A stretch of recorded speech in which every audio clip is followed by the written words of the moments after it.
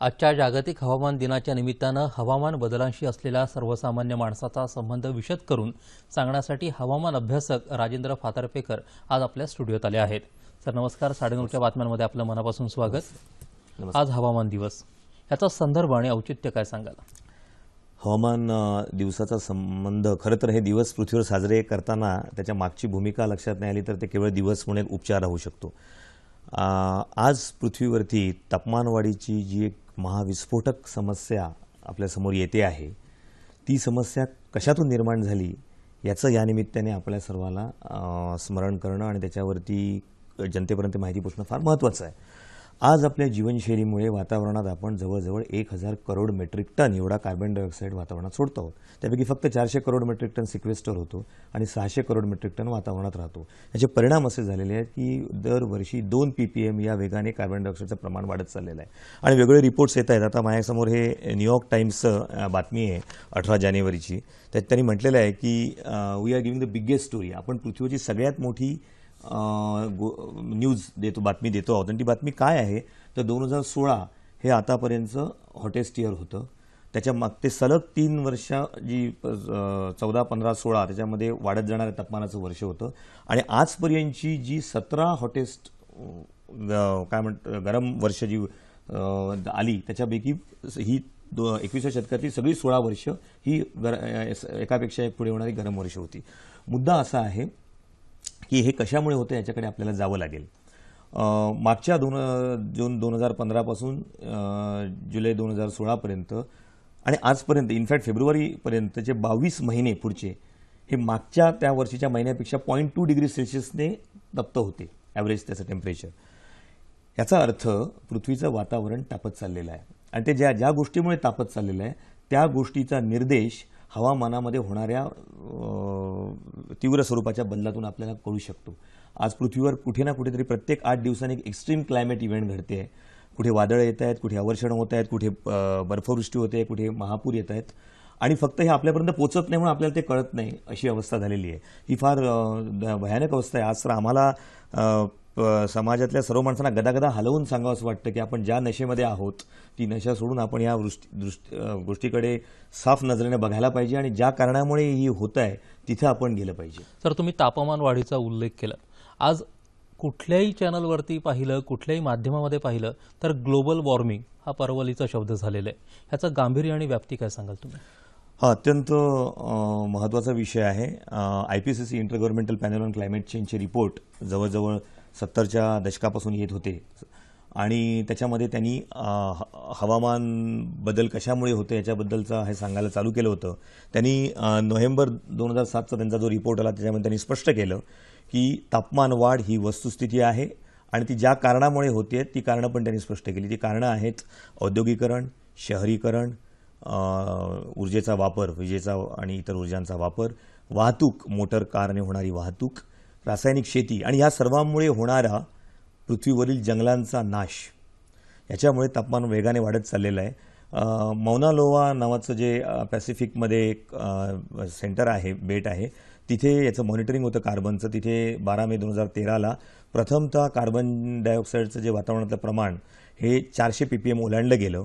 आपण हे लक्षात घेतलं पाहिजे की आत्ताच जो पॅरिस कॉन्फरन्स 2015मध्ये झाली त्याच्यामध्ये असं सांगण्यात आलेलं होतं, आपल्याकडे त्याचं डॉक्युमेंट आहे, की औद्योगिक पूर्व काळापासून होणारा तापमान वाढ जी आहे ती 2 डिग्री सेल्सिअसच्या आतमध्ये रोखायची. आता औद्योगिक पूर्व काळ हा का एक वॉटरशेड इयर आहे, कारण 1750मध्ये पृथ्वीवर पहिल्यांदा यंत्र आलं आणि त्याच्यानंतर ह्या बाह्य ऊर्जेवर आधारित यंत्राचा पृथ्वीवर प्रयोग चालू झाला. त्यावेळी वातावरणातलं कार्बन डायऑक्साईडचं जे प्रमाण होतं ते 280 ppm होतं. ते आत्ता 12 मे 2013ला 400 ppm जाऊन पोचलेलं आहे. म्हणजे आपण बघू शकतो की WMAचे जे रिपोर्ट्स येतात त्यांनी असं म्हटलेलं आहे की eight another carbon dioxide concentration record 43% ते प्रमाण वाढलेलं आहे. आता याचं महत्त्व असं आहे की कार्बन डायऑक्साईड हा ग्रीन हाऊस गॅस आहे. तो सूर्याकडून येणारी उष्णता रोखून धरतो आणि त्यामुळे ती उष्णता परत ज्या प्रमाणात जायला पाहिजे ती न गेल्यामुळे पृथ्वीचं वातावरण तापमान वाढत जातं. 1750च्या आधी पृथ्वीचं असलेलं जे एक तापमान होतं, सरासरी तापमान जे लाखो वर्ष राखलेलं होतं ते ह्या प्रमाणामुळे ऑलरेडी 1.2 to 1.8 डिग्री सेल्सिअसमध्ये वाढलेलं आहे. आता आपण कल्पना करू शकतो, आपण जर आपल्याला पृथ्वीच्या जागी ठेवलं तर आपल्या ज्यावेळी ताप येतो त्यावेळी काय होतं, तेच नेमकं पृथ्वीच्या बाबतीत घडतंय. दिवसाला 100 ते 300 स्पीसीज जीवजाती नष्ट होत आहेत, एक्सटिंक्ट होत आहेत. आणि अशा वेळी आपल्या ज्या काही कल्पना आहेत जीवनशैलीच्या, वीज वापराच्या, औद्योगिकरणाच्या, शहरीकरणाच्या, त्यामुळे आपण जीवनावरच घाला घालतोय. आणि ह्या त्या रांगेमध्ये आपण उभे आहोत. पुढच्या 40-50 वर्षामध्ये आपण पण पृष्ठेवरून क्रमशः पृथ्वीच्या याच्यावरून नष्ट होऊ, अशा अवस्थेमध्ये आपण या सगळ्याच्या मुळाशी कार्बन उत्सर्जन आहे. एक वेगळंच असं आंतरराष्ट्रीय पातळीवरती सध्या सुरू असलेलं दिसतं की कार्बन उत्सर्जन कोणी किती करायचं, त्याचा कोटा किती असला पाहिजे. तर म्हणजे आता सगळं असं की कोणी किती विकसित व्हायचं हे देखील देश ठरवायला लागलेत. आणि प्लस त्याच्यामध्ये दुसरं पण एक असं आहे की ते कार्बन क्रेडिट हा जो प्रकार आहे त्याच्या संदर्भात पण थोडं सांगा. अत्यंत फोलपणाची आणि गाफील ठेवणारी ही कल्पना आहे. कारण आज मगाशी मी म्हटल्याप्रमाणे ज्यावेळी 1000 crore metric ton carbon dioxide आपल्या जीवनशैलीमुळे, औद्योगिकरणामुळे, शहरीकरणामुळे, विकास नामक कल्पनेमुळे वातावरणात जातोय, जो पूर्वी कधीही गेलेला नव्हता, तो जात असताना आणि आपण अशा परिस्थितीत येऊन पोचलेलो आहोत की जेम्स हॅन्सन, नासाचे एक्स डिरेक्टर, त्यांचं पुस्तक आहे स्टॉर्म्स ऑफ माय ग्रँडचिल्ड्रन म्हणून, last chance to save humanity from catastrophic global warming. त्यात त्यांनी म्हटलेलं आहे की आत्ताच्या ह्या क्षणी आपल्याला पृथ्वीच्या पोटातून इंधनं काढणं, कोळसा, वायू, गॅस, युरेनियम काढणं आणि हे थांबवलं पाहिजे. अन्यथा आपली येणारी मुलं बाळं या पृथ्वीवर राहू शकणार नाहीत तापमानवाढीमध्ये. अशा परिस्थितीत कोणी किती करायचं, आता जे केलं गेलं कार्बन डायऑक्साईडचं एमिशन, त्यामुळे ही परिस्थिती आली. हे एकदा दिसत असताना आपल्याला, आपण जर वैज्ञानिक मनोवृत्ती बाळगत असू तर आपल्याला आता यापुढे कार्बन डायऑक्साईडचं एमिशन पूर्णपणे थांबवावं लागेल. याच्यामध्ये एका कणाचीही अतिशयोक्ती नाही. अन्यथा आपण गाफील राहू आणि येणाऱ्या काळामध्ये, मगाशी मी म्हणालो की 0.2 डिग्री सेल्सिअस एका वर्षामध्ये वाढ झालेली आहे, म्हणजे येणाऱ्या 4 वर्षामध्ये ती 1 डिग्री सेल्सिअस होईल. पॅरिस कॉन्फरन्स म्हणते की 2 डिग्री सेल्सिअसच्या आत ठेवायची. ऑलरेडी औद्योगिक पूर्व काळापासून 1750 पासून आजपर्यंत 1.2 ते 1.8 या रेंजमध्ये तापमान वाढलेलं आहे. म्हणजे पुढच्या 5 वर्षामध्ये ते 2 डिग्री सेल्सिअस ओलांडून जाईल. आणि मग येणारा जो काळ असेल त्याच्यामध्ये ही अनियंत्रित, इरिव्हर्सिबल, अपरिवर्तनीय अशा स्वरूपाची तापमानवाढ होत जाईल. हे अत्यंत धोकादायक आहे. आपण त्या तापमानवाढीमध्ये अस्तित्वात असणार नाही. ज्यावेळी आपण अस्तित्वात असणार नाही त्यावेळी आपण अधिक कोणी विकास करायचा की नाही करायचा ह्या कल्पनेमध्ये राहिलो तर मला वाटतं अखंड पूर्ण मानवजात ही भ्रमामध्ये वावरत आहे. आता पण ती अधिक भ्रमामध्ये वावरत राहील. आपल्याला हे सगळं सोडावं लागेल. सर, तुम्ही हवामान बदलामुळे या जीवसृष्टीवरती होणाऱ्या परिणामांची दाहकता सांगतात आहेत, पण थेट माणसांपर्यंत याचे परिणाम काय पोहोचतात हे अधिक जर टोकदारपणे सांगितलं त्याचा काहीतरी परिणाम संभवतो पुढे जाऊन. प्लस पुढे प्रदूषण रहित असं चांगलं हवामान कसं राखता येईल, आपल्याला त्याचं विकेंद्रीकरण कसं करता येईल, जबाबदारी प्रत्येक घटकानं कशी घ्यायची, याबद्दल थोडं मार्गदर्शन. जरूर. आपण पृथ्वीवरील मानवजातीचा थोडक्यात जर इतिहास बघितला तर काही लाखो वर्ष मानवजात, कमीत कमी 2 लाख वर्ष तरी आजचा जो मानव प्राणी आहे तो पृथ्वीवर अस्तित्वात आहे. आणि त्यापैकी पहिली 1,90,000 वर्ष हंटर गॅदर होता. पुढच्या 10,000 वर्षामध्ये तो शेती करून ह्या याच्यात राहिलेला आहे. कधीही त्याच्यावर अशी पाळी आली नाही की तो नष्ट होईल.